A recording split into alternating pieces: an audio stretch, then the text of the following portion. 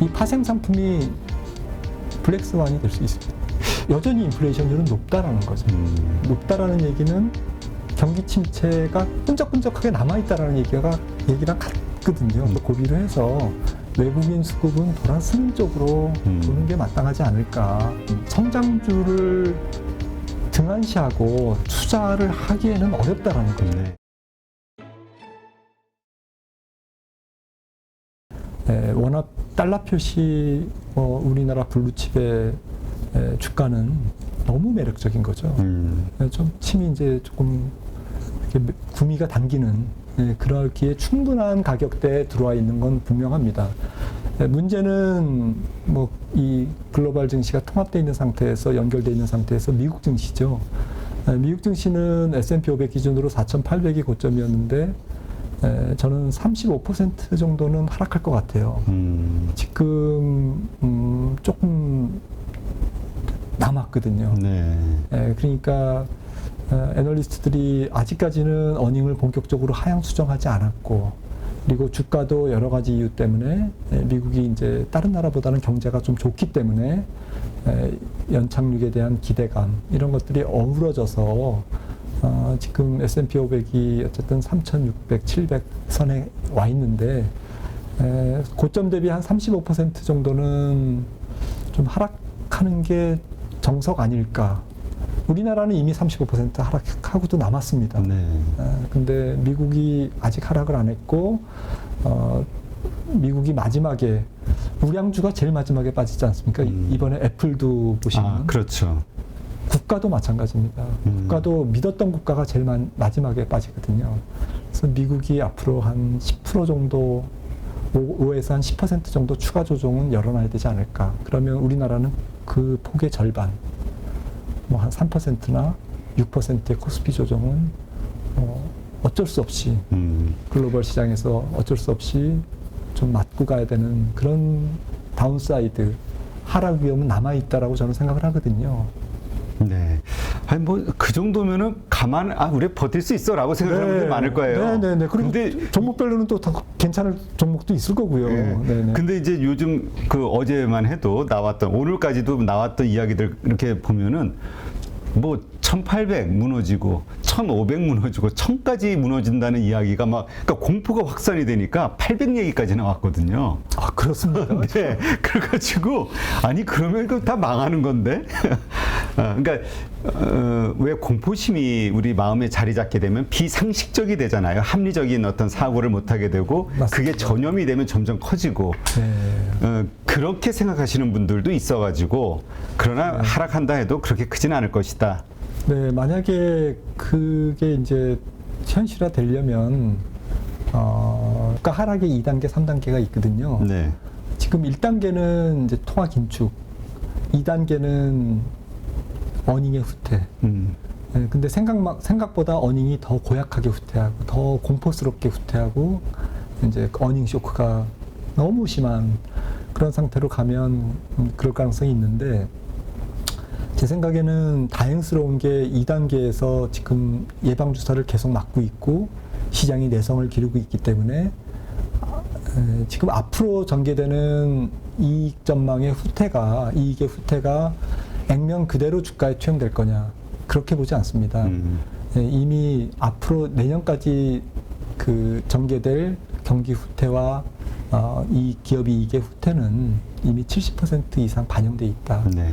그 이유는 이번 주식시장이 기업 이익이 좋은 상태에서 출발하고 했고 기업 이익이 좋은 상태에서 과열을 맞았기 때문에 S&P 500 PR도 지금 16배지 않습니까? 지금 페이스북이 그 성장주의 대명사가 지금은 가치주가 됐더라고요. 네. 미국의 성장주들이 가치주들이 많이 돼 있지 않습니까? 네. 그리고 가치주들은 더 가치주가 돼 있고 우리나라도 금융주, 뭐 증권주 PR이 뭐 3배 이렇지 않습니까? 앞으로 어렵습니다. 어렵지만 많이 더 할인이 돼 있는 거예요, 지금요. 그런데 그 이유는 미국 기업들 같은 경우에도 돈 버는 기업들이 이번에 주도주가 됐기 때문에 정말 돈도 안 벌고 PSR이 뭐 10배, 120배, 30배 되는 기업들이 만약에 주도주였다면 지금 더 박살나죠. 근데 S&P 500 퍼가 16배, 다우는 더 착합니다. PR이. 이런 상태에서 금리만 낮아지면 밸류에이션이 버틸 수 있는 거죠. 네. 그리고 주가의 세 번째 이제 그 주가 하락의 세 번째 단계가 정말 무서운 건데 이제 그걸 상정하면 1,800도 나오고 1,500도 나올 수 있는데요. 그거는 지금 판단할 문제는 아닌 것 같습니다. 소위 우리 얘기하는 블랙스완, 예상하지 못했던 새로운 위기들. 네, 그러니까 내년도 2분기까지 가면 미국이 경기 침체에 들어간다고 말씀드렸지 않습니까? 그러면 결국에는 유로존이 망가졌고 중국 경제가 망가지기 때문에 미국마저도 이제 애플이나 구글, 뭐 모든 기업들이 글로벌 기업들이 수출이 안 되는 거죠. 네. 그리고 내수도 안 좋아지고 고용 시장이 안 좋아졌을 테니까 안 좋아질 테니까. 그러면 이제 미국이 이제 다른 나라 글로벌 경제에 안 좋은 기운을 이제 다 받아서 부메랑으로 미국마저도 마지막으로 이제 나빠지는 이제 그런 구간에서 선진국, 신흥국이 이제 같이 주거니 받거니 서로 악영향을 주는 구간이거든요. 이럴 때는 보통 뭐가 일어나냐면 신용 경색이 일어나지 않습니까? 그래서 부채가 많은 국가, 기업, 또 그림자 금융. 항상 뭐 2008년에도 결국에는 CDO, CDS라는 그렇죠. 그림자 금융이지 않습니까? 지금 우리나라 같은 경우에 그림자 금융은 전세. 그 다음에 전 세계적으로 그림자 금융은 지금 영국의 연기금이 지금 갖고 있는 문제. 왜냐하면 국채를 담보로 많은 파생 상품을 갖고 있거든요. 그렇죠. 이 파생 상품이 블랙스완이 될 수 있습니다. 사실 코로나가 처음 터졌을 때는 그 세계 채권 시장, 하이힐드 뭐 이런 걱정하면서 시에로라는 채권 파생 상품에 대해서 이거 터지면 답 없다. 이랬던 기억이 나거든요. 저도 증권회사 있을 때 그걸 분석한 자료를 썼는데요. 보니까 잘 이해를 못하겠더라고요. 근데 분명히 이제 문제가 생기면 크게 터질 수 있는데 통계가 잘 안 잡혀 있어요. 그리고 누가 어떤 위험을 갖고 있는지를 잘 모릅니다. 이게 그 2008년 금융위 때하고 똑같은 거잖아요. 맞습니다. 파생으로 돼가지고 도대체 크기를 몰라가지고. 네. 그리고 이제 헤지펀드. 좀 헤지펀드 지난번에 뭐 한국계 헤지펀드도 한번 이제 문제가 돼가지고 지금 크레딧 스위스가 조금 말이 많은데 이런 거 헤지펀드들이 갖고 있는 리스크. 롱텀 캐피탈 같은 경우도 러시아와 문제돼가지고 98년에 우리나라 외환위기 다음에 문제가 되면서 연준이 금리를 인하하기 시작한 촉매가 됐거든요. 헤지펀드들이 항상 문제를 일으킵니다. 이런 경기 침체와 부채가 많이 쌓여 있는 상태에서 근데 여기에다가 한술 더 떠서 지금 연기금도 너무 저금리가 오래 지속되다 보니까 좀 국채를 담보로 다양한 자산 관리를 왜냐하면 수익을 내야 되기 때문에 그렇죠. 그 절박함 속에서 이제 그런 포지션을 많이 들고 있다라는 거죠. 그게 영국만의 문제겠냐라는 거죠. 뭐 모든 전 세계 글로벌 기관 투자자들의 문제이기 때문에 이런 것들이 내년에 어떻게 좀 불확실성을 넘어서 어쨌든 금융 위기적 상황으로 전개될 거냐. 근데 지금 그거를 예상하고 이게 꼭 나올 거다라고 생각해서 시장은 움직이지 않을 것 같아요. 그거는 그때 가서 그렇죠. 판단해도 될 것 같습니다. 그러니까 이미 그것이 터질 거를 상정하고 거기에 또 추가적으로 푸틴이 핵무기 쏠 거다, 핵 발사할 거다 이러면서 이런 위기들을 상정해가지고 인버스 투자하시는 분들도 있긴 하거든요. 저는 뭐 위험한 생각이라고 봅니다. 뭐 핵이 터질지 안 터져야 되겠지만 터질 수도 있죠. 근데 그걸 생각하면 그냥 가만히 있어야죠. 아무것도 안 하고. 그거는 뭐 만약 그런 상황이 벌어지면 일단 뭐 의미가 없죠, 돈이. 네, 책 읽고 뭐 기도하면서 지내야 될 것 같습니다. 영화 보니까 마지막은 사랑하는 가족과 함께 맛있는 저녁 식사로 함께 마무리를 하던데. 훈훈하게. 근데 지금 이러한 연준의 그 긴축, 금리 인상, 스탠스와는 좀 다르게 거기는 통화 발권국이니까 이렇게 할 수 있지만 다른 나라들은 그렇게 못 하잖아요. 경제 체력이. 이번에 그래서 이제 각자 도생이라고 우리가 어려우니 우리도 우리 살 길을 찾아보겠다. 이번에 영국도 그렇게 한 거잖아요. 그렇죠. 미국은 금리를 올리는데 중국도 금리는 인하를 하고 유동성도 풀고 영국도 따라하고 맞습니다. 뭐 일본도 그러고 이런 것 자체가 글로벌 또 경제의 불균형을 일으키면서 또 어떤 트리거가 되지 않겠냐, 경제 위기에. 네. 이런 의견도 있거든요. 근데 저는 그 부분은 뭐 자신 없습니다만은 좀 장기적인 구조 변화 측면에서 접근해야지 시장의 빅 이벤트나 모멘텀 측면으로 지금 당장 시장에 어떤 영향을 주는 악재로 보기에는 어렵다. 그러니까 지금은 뭐 미국의 반도체법이 뭐 바로 그냥 중국을 그냥 압박해서 너 죽고 나 죽자 같이 이런 상태로 간다라고 보는 분은 없잖아요. 그렇죠. 결국에는 서로 이제 조금 약간 줄 거 주고 받을 거 받으면서 압박하는 가운데서 한 걸음씩 더 압박 수위를 높이는 전략을 서로 취할 거거든요. 우리 보통 치킨 게임 네. 하게 되면 막판 가까이 충돌이 시간이 다가올수록 말이 험해지잖아요. 네. 너 안 비키면 너 죽는다. 막 이러게. 그러니까 이념과 경제에 어쨌든 그동안 이루어져 왔던 아름다운 동업 관계가 이념이 다르면 경제 분업도 안 한다. 그리고 자원 이기주의, 부품 더 나아가서 부품 소재 이기주의, 더 나아가서는 인터넷도 뭐 서로 쓰자.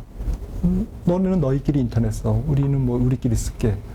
뭐 이런 식으로 갈 수도 있죠. 이런 식으로 조금씩 진전은 될 수도 있겠지만 그 속도나 그 과정에서의 서로 어쨌든 서로 재고 전략적으로 서로 우위를 점하고 어쨌든 결정적 우위에 설 수 있도록 여러 가지 전방위적 압박을 가하고 이런 부분들은 외교 지정학적 모든 제스처 이런 것들이 서로 어우러져서 조금씩 진행되는 거지 이렇게 단번에 진행되기는 어려운 거거든요. 그렇죠. 그래서 미국도 그거는 부담이고 전 세계가 부담이기 때문에 미국이 중국을 압박해서 못 살게 굴고 패권 도전에 조금 이렇게 싹을 죽이는 그런 행동은 계속 나올 겁니다. 네. 하지만 그거를 너무 확대 해석할 필요는 없다라는 거죠. 제 생각. 이제 우리가 블랙스완이 될 만한 요소를 점검하다 보면 네. 사실 불과 한두 달 전만 해도 우리는 좀 피그스 국가들 많이 얘기했잖아요. 네. 뭐 이탈리아도 그렇고 뭐 그리스, 스페인 이런 나라들. 근데 이제 영국이 뜻밖의 영국이 나오면서 야 이게 뭐야? 그러니까요. 근데 또 돌이켜 보면 영국이 이 정도면 그 국가들 우리가 먼저 걱정했던 그때 유럽 재정 위기 때보다도 지금 부채는 더 많이 커져 있는 상황이잖아요. 네. 이게 터질 가능성은 없을까요? 더 걱정이 많이 된다라고 하는 분들이 있었어요. 네, 그러니까 그게 이제 앞서 말씀 나눈 만약에 내년 중반 정도에 경기가 더 침체 터널의 깊은 곳으로 갈 때 이 부채 문제를 건드릴 수밖에 없거든요. 그 부채 문제 중에 하나가 피그스 국가고 특히나 이탈리아 총리가 어쨌든 좀 유럽 집행부의 말을 잘 안 들을 가능성도 지금 배제할 수 없는 그런 정치적 성향이기 때문에 더 우려가 되는 거죠. 네, 그렇다고 보면 부채가 더 늘어난 상태에서 지금 경기 침체의 길을 맞이한다? 그러면 어느 정도 뭐 이렇게 유로존의 시끌시끌한 불협화음, 유로존 체제에 대한 의심, 그로 인한 유로 환율의 추가 하락, 뭐 2차 달러 강세 이런 것들을 충분히 예상할 수 있는 거죠. 그러니까 환율 시장의 달러 강세 추이도 끝난 게 아닐 수 있고요, 내년도에. 그 다음에 신흥국의 부채 문제, 또 중국의 부동산 또 개발업체들을 중심으로 한 기업 부채 문제 이런 것도 끝난 게 아닐 수 있습니다. 그렇죠. 내년도에 왜냐하면 경기 침체라는 너무 큰 산을 넘어야 되거든요. 그 고비를 다 넘는데 그거는 소위 케바케죠. 각국마다. 근데 큰 나라가 만약에 그 케이스의 중심에 서면 그거는 금융시장의 폭탄이죠. 그렇죠. 네, 유로화를 폭등시키고 만약에 이탈리아가 중심에 서면 또 터키가 중심에서도 적지 않은 위력이 될 거고, 그다음에 중국의 기업 부채가 더 문제가 돼서 뭔가 중국의 금융위기적인 상황이면 중국이 뭐 성장률이 더 급감한다든지 이러면 문제가 생기죠. 전 세계 금융시장을 뒤흔들 수 있는 그런 블랙스완이 될 수 있는데 제 생각에는 그래도 2008년 금융위기가 많은 금융시장의 어쨌든 건전성을 확보하는 데는 기여를 했다고 봅니다. 제이미 다이먼 JP모간 회장도 얘기했듯이 미국 은행들이 1조 2천억 달러의 캐시를 갖고 있다는 거죠. 올해 연말에 충당금 더 쌓을 거고 그 정도의 상태에서는 버퍼가 있는 거거든요. 그래서 모르겠습니다. 뭐 유럽 쪽에서 어떤 일이 생길지 몰라도 그래도 세계 금융의 중심인 미국의 금융시장이 어느 정도는 버퍼 역할을 해주기 때문에 해줄 거라고 보기 때문에 이번에 너무 큰 위기론으로 몰고 가는 거는 아직까지 그거는 그런 상황이 네. 그 또 전조 증상이 있으니 그때 가서 고민하자. 네, 네. 그거에 미리 예상을 하고 거기에 맞는 어떤 지금 투자 전략을 짰다가는 낭패 겪을 수 있으니. 네, 다만 이제 경기 침체로 인해서 이런저런 지금 말씀 나눈 소음들이 없다고 볼 수는 없기 때문에 주식시장이 대세 상승을 V자로 하기는 어려울 거다. 옛날 같으면은 경기가 더 이상 나빠지지 않는 게 확인만 되면 그리고 연준이 금리를 내리기 시작하면 그거는 뭐 거의 100% 대세 상승장이거든요. 그렇죠. 근데 지금은 뭐 내년 말 가도 여전히 인플레이션율은 높다라는 거죠. 높다라는 얘기는 경기 침체가 끈적끈적하게 남아있다라는 얘기랑 같거든요. 네. 그러면 경기가 쉽게 이륙하지 못하고 뭔가 묵직한 모래주머니를 계속 발에 차면서 경기가 뛰어야 되는 내년도에도 그런 상황이 아닐까 생각을 합니다. 네. 아까도 잠깐 말씀하셨지만 내년도 연준이 5%까지도 뭐 할 수 있다 가능성에 대해서 말씀하셨잖아요. 근데 이제까지의 이 금융권 이야기를 들어보면은 미국의 금리가 5% 이렇게 올라가게 되면은 신흥국 중에는 어디가 분명히 터질 수밖에 없다. 네. 이게 또 연쇄 그 신흥국 경제 위기의 도화선이 될 수 있다. 거기에서 한국이 과연 안전하겠느냐 이런 걱정하시는 분들도 있거든요. 네, 근데 저 생각에는 뭐 한국이 안전할 수는 없겠지만 그냥 금융위기적 상황, 뭐 시스템이 망가지고 이런 상황은 아닐 것 같아요. 예를 들어서 뭐 대출이 많은 어쨌든 그 좀 취약 차주라 그럴까요? 가게든 기업이든 우리나라 중소기업도 부채 비율이 높거든요. 그렇죠. 그런 상태에서 문제가 될 수 있고 부도율 올라가겠죠. 그리고 분기마다 지금 대출 금리를 인상하지 않습니까? 금리가 올라가면 기준금리가 올라가면 그러면 뭐 9월 달에 올라가고 또 12월에 올라가고 내년도에 또 3월에 올라가고 이러면 정말 좀 0.5% 올라갈 때마다 뭐 몇 조가 늘어난다고 그럴까요? 네, 그러면 지금 한국은행이 300bp 올리면 한 75조, 80조 정도가 이자 비용으로만 더 기업 가계 합쳐서 이자 비용이 올라가는 거거든요. 2,000조의 어쨌든 가계부채 중에서 적지 않은 규모고요. 그러면 결국엔 뭐 부도율 상승이라든지 혹은 제2금융권 중에서 몇 개가 좀 문제가 심각하겠다든지 이런 일이 있을 수 있죠. 근데 그거는 경기 침체기에 나타나는 뭐 좀 뭐라 그럴까 그냥 부각되는 리스크? 네, 얼마든지 부각될 수 있는 위험 그리고 모두가 다 예상할 수 있는 위험 그리고 안 터지면 좋지만 겪어야 될 어쨌든 과정 그 과정을 겪으면서 사실은 경제가 또 건강해지고 부실을 떨고 가는 거거든요. 근데 이런 부분들이 시장이 우리나라 경제가 어느 정도 그거를 받아들이고 녹여갈 수 있는 체력이 있느냐. 제 생각에는 뭐 한 4천억 불의 외환 보유고와 현재 은행의 건전성으로 볼 때는 은행의 어쨌든 중심까지, 코어까지 위험이 스며들지는 않을 것 같습니다. 다만 경기 침체죠. 경기 침체. 네. 네. 그러니까 아까 말씀하셨듯이 좀 정리를 해보면은 좀 불안한 거예요. 말씀하신 대로 이러한 요소들이 한국에도 남아 있고. 그래서 외국인 투자자들이 과연 얼마나 빠져나갈까 미국으로 신흥국에서 빠져나갈 때 우리도 빠져나가지 않을까에 대한 두려움. 네. 왜냐하면 가계부채 때문에 이번에도 금통위에서 올렸지만 50bp 막 못 올리잖아요. 미국만큼. 미국보다 역전이 되니까 금리가. 맞습니다. 그러한 우려가 있고 또 경기 침체로 인한 기업 실적들의 악화. 이게 우려가 되는데 한국 증시가 이미 싸질 만큼 싸졌다. 그러니까 지금 사도 될까에 대한 퀘션이 있는 거죠. 네, 그래서 저는 뭐 거듭 말씀드렸듯이 내년 중반, 뭐 좀 빠르면 내년 한 3, 4월까지는 트레이딩 영역, 그러니까 뭐 조심스럽게 박스권에서. 네, 그리고 뭐 누적적으로 주간이나 월간으로 나중에 보면 상승 종목 수가 하락 종목 수가 훨씬 적은, 물론 올라가는 종목이 있지만 빠지는 주가가 계속 빠지는 종목들이 더 많은 네. 그런 약세스러운 장이 계속될 거다라는 거고요. 금리 차가 어느 정도 벌어질까를 생각하면 연말에만 해도 당장 지금 추세로 가면 연준이 최소한 4.5 기준금리가 미국이 좀 높으면 4.75까지도 보이기 때문에 우리나라 연말 기준금리와의 차이가 100bp 최소 1% 정도. 그리고 제 생각에는 한 125bp, 1.25%포인트 정도 차이가 날 것 같고 그러한 그 차이는 내년 3월까지 금리를 동결하는 시기까지 계속될 것 같습니다. 그런데 한 125bp의 금리 차이에서 앞서도 삼성전자의 달러 표시 주가가 외국인 입장에서는 좀 구미를 당길 수 있는 가격이다라고 말씀을 드렸는데 환율로 따지면 지금 4만 원대라고. 외국인 입장에서는. 네, 주가로 한 20% 이상 빠졌고 환율로 20% 이상 더 빠졌으니까 한 40% 이상 빠진 거 아닙니까? 고점 대비 98,000원에서. 그렇게 보면 굉장히 지금 매력적인 거죠.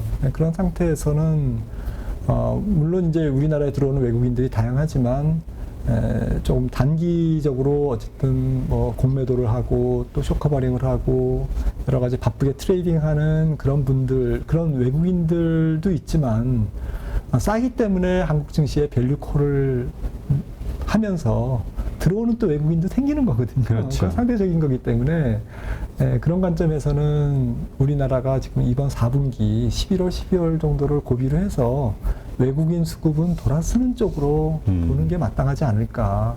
근데 아까 질문 주셨듯이 내년도에 가서 이제 이런 것들이 신흥국이 전체적으로 일파만파. 연준 기준금리가 5.5%가 하는데 신흥국이 이게 버틸 수 있느냐. 이제 이런 문제가 그때 이제 또 불거지고 실제로 튀르키예라든지 몇몇 국가들이 문제가 될 수 있습니다. 하지만 너무 지금부터 그거를 확정적으로 생각을 하고 대응하기에는 경험상 이런 위험이 올 수도 있지만 위험은 항상 모르는 쪽에서 오지 지금 생각하는 약간 상상하는 쪽에서 안 오더라고요. 그 정부 당국자들이 됐던 이해 관계자들이 그 상황을 피하기 위한 대책을 자꾸 만들어내고 피하려고 하는 노력이 있으니까 그런 거겠죠? 그런가 봐요. 그러니까 좀 엉뚱한 쪽에서 터지면 터질지 지금 우리가 보는 논리적이고 약간 위험의 연쇄고리상에서 터질 가능성은 저는 좀 낮지 않을까. 우리 그 한시장 희망인가요? 그 며칠 전에 그 주가 막 공포스러울 때 시장이 거기다 또 북한에서는 미사일 팡팡 쏘잖아요. 그러니까 근데 북한을 걱정하는 사람은 없더라고요. 전부. 그렇죠. 북한을 걱정하는. 그러니까 참 관심을 좀 받고 싶은데. 그러니까요. 네. 지금 그렇다면 우리가 말씀하신 좀 앞으로의 그 어떤 박스권에서의 오르락 내리락 또 그럴 때 사실 우리 마음이 흔들리잖아요. 멘탈이 오를 것 같다라는 이제 좀 벗어나나 그랬는데 다시 빠지면은 또 실망스러우면서 그때 팔았어야 돼. 그럼 다음번 오를 때 또 내릴 거라고 생각해가지고 그래서 상승장을 또 못 누리는 분들이 있다라는 그런 이야기도 있거든요. 맞습니다. 참 어려워요. 이 물리신 분들 입장에서는 그렇다면 모두 잊고 그냥 계좌 정말 1년이고 2년이고 덮어놔야 되는 건가? 아니면 잘 그 타이밍을 좀 맞춰야 되나? 개인 투자자분들마다 좀 사정은 다르겠지만 총론적으로 말씀드리면 트레이딩은 좀 하실 필요도 있는 것 같아요. 그러니까 베어마켓 랠리는 계속 아까 말씀드렸듯이 내년 3월까지도 한 2번 정도 있을 거다. 이번이 그 2번 중에 한 번일지 아니면 이번은 아니고 조금 더 늦게 나올지 그거는 좀 모르겠습니다만 최소한 저는 한 10% 정도의 지수 상승을 지수 단으로 뭐 종목으로는 한 20-30%의 랠리가 있을 텐데 그런 정도에서는 조금 뭐 위험한 종목은 손실을 확정시키듯이 밸류에이션이 너무 높고 이런 것들은 좀 부담스러운 종목들은 조금 교체를 하시든지 이런 것들은 괜찮을 것 같아요. 또 정신건강상으로도 좋습니다. 그렇죠. 네, 조금 손실을 확정하면 또 마음 편하거든요. 사실은. 그렇죠. 확정 짓는 순간 마음의 짐이. 그리고 맥주 한 잔 먹고 이렇게 좀 하면 또 정신이 또 다시 또 좋아집니다. 그리고 너무 남의 얘기라고 좀 막 하는 방향이라서 죄송한데 그리고 하지만 결국에는 어제도 보시면 밸류에이션이 좋은 주식도 올라가지만 결국 공매도가 많은 종목들이 반등 탄력이 크지 않습니까? 그렇죠. 그러니까 낙폭이 크고 좀 공매도가 많이 쌓여 있고 정말 밸류에이션이 형편없는 그런 종목들도 같이 올라가거든요. 이런 베어마켓 랠리에서는. 그러면서 전체적으로는 이제 약간 우량주스러운 거, 그 고금리 상황에서도 버틸 수 있는 기업들 좀 중심으로 조금씩 시장의 중심이, 무게 중심이 옮겨가는 거죠. 그럴 때 조금 부채 비율이 높고, 분기이익이 앞으로 나빠질 가능성이 너무 높고, 현재도 주가가 많이 떨어졌지만 그래도 PR이 너무 높고, 이런 종목들은 좀 전체를 줄이기 힘들다면 부분적인 뭐 30이 됐든 50%가 됐든 네, 그렇게 하면 좀 몸도 가벼워지시고 그러면서 베어마켓 랠리를 활용한 포트폴리오 조금 조정이라고 그럴까요? 이런 것들을 하는 거는 저는 권해드리고 싶습니다. 네. 근데 그러니까 그럼 이 같은 질문일 것 같기도 한데요. 그 좀 다른 쪽 사이드에서 그렇다면 우리가 바닥이라고 생각될 때 담아야 되는 주식들, 네. 지금 정리해야 되는 주식 네. 반대로 보면 되긴 하겠지만 네. 그래도 좀 뭐 요즘 그 태조 이방원이니 네. 뭐 여러 가지 이야기가 있었잖아요. 테마 관련해서들. 뭐 로봇주가 앞으로 좋아질 거라는 등, 자율주행이 좋을 거라는 등, 막 여러 가지 이야기가 있는데 이 바닥이라고 생각될 때 우리가 교체를 하든 아니면 새로 사든 어떤 주식들을 담는 게 좋을 거라고 보세요? 네, 그러니까 뭐 좀 중장기적으로 뭐 좀 호흡을 길게 보고 길게 해서 좀 꾸준하게 올라갈 이제 앞으로의 시장 차세대 주도주를 조금씩 담아나가야 되지 않겠습니까? 네. 그런 쪽은 좀 논란이 많을 것 같습니다. 좀 시청하시는 분들 중에도 이번 성장주가 많이 올랐기 때문에 이제는 패러다임이 바뀌어서 좀 가치주 쪽으로 이제 완전히 좀 바뀌는 거 아니냐, 시장의 중심이. 그렇게 얘기하시는 분들도 있는데, 저는 여전히 좀 성장이 매력이 있는 종목 쪽에서 좀 승부가 나지 않을까. 그게 기존의 어쨌든 성장주든 아니든. 그러니까 왜 그렇게 생각하냐면요. 결국 뭐 누가 월가의 유대인들이 어느 쪽에 자본을 투자하는지를 잘 보라 그러더라고요. 네. 그게 시장의 차세대 주도주라고. 근데 제가 유대인이 아니라서 잘 모르겠습니다. 제가 유대인이라면 좀 로봇, 방산, 그리고 AI, 그리고 또 헬스케어 이런 쪽에 투자할 것 같아요. 왜냐하면 뭐 인구의 고령화라든지 아까 좀 전에 나눴던 뭐 전 세계의 어쨌든 이념과 경제의 분리라든지 각자 도생이라든지 그렇죠. 자원의 무기화라든지 이런 부분들에서 분업 구조가 굉장히 좀 거칠게 또 빡빡하게 그리고 전체적인 어쨌든 원가 상승 압박을 기업들이 받다 보면 조금 더 효용성을 높이고 생산 효율을 높이고 생산 자동화를 해서 원가 절감을 하려고 하는 노력들은 굉장히 많아질 것 같아요. 그런 게 산업용 메타버스 이런 것들이 성장할 수 있을 것 같고요. 시뮬레이션이 가능하고 비효율을 잡아낼 수 있으니까요. 그다음에 고령화, 뭐 2050년까지 전 세계 인구 중에서 65세 이상 인구가 8억 5천만 명 증가한다고 합니다. 이게 신인류가 증가하는 거거든요. 아, 그렇군요. 근데 중국 인구의 절반 이상, 미국 인구의 3배에 다루는 새로운 인류가 고령 인구가 증가하는데 그 중에서 어떤 분들은 많은 그런 고령화 인구 중에 불로장생을 희망하는 사람들이 돈도 있고 그런 분들이 얼마나 많겠습니까? 그렇죠. 네. 그러니까 좀 그런 쪽에서 세상의 어떤 메가 트렌드 상으로는 성장주를 등한시하고 투자를 하기에는 어렵다라는 거죠. 네. 그 중에서 어떤 좋은 성장주를 발굴하느냐는 이제 개인의 몫이지만요. 알겠습니다. 그 젊어지는 주사가 있다고 저도 그 미래학자. 저도 알아주시죠. 그게 아니 그 한 30대 돼 보이는 여성인데 나이가 70대라고 그러면서 자료를 보여주셨는데 물론 그 진실 체크, 팩트 체크는 안 했습니다. 네. 그냥 그렇게 저도 들어가지고 그러면서 그게 3억이라든가 4억이라든가 이 전체 몸세포를 바꿔준다고 그래가지고. 거기까지는 제가 믿었는데 그분이 그 다음에 하시는 얘기가 그 어디선가 그 그 과학자들이 유전자 조작으로 실험을 하고 있는데 사람의 뭐 아가미를 만들어서 뭐 물속에서 사는 인어 프로젝트가 진행이 되고 있다 이런 얘기를 하시면서 그래가지고 갑자기 신뢰가 떨어져서 근데 하여튼 그 우리가 영화상에서 보는 이런 것들이 말씀 들으니까 그 영화 감독들이 그 미래학자들의 그 많은 그 여러 네. 기관들이나 이런 데서 자문 진행하는 받죠. 프로젝트들을 전부 얻어낸다 그러더라고요. 거기서 그런 것들이 그래서 이제 미래는 구현될 거라고 얘기하시던데, 네, 하여튼 그런 날이 왔으면 좋겠습니다. 그럼 함께 손잡고 가서 주사 한 방 맞으시죠. 네, 꼭 같이 가주십시오. 알겠습니다. 네, 참 어려운 시장입니다. 전체적인 그림 그리고 앞으로의 큰 어떤 전망 가운데에서 나의 그 어떤 투자 기준이랄까요?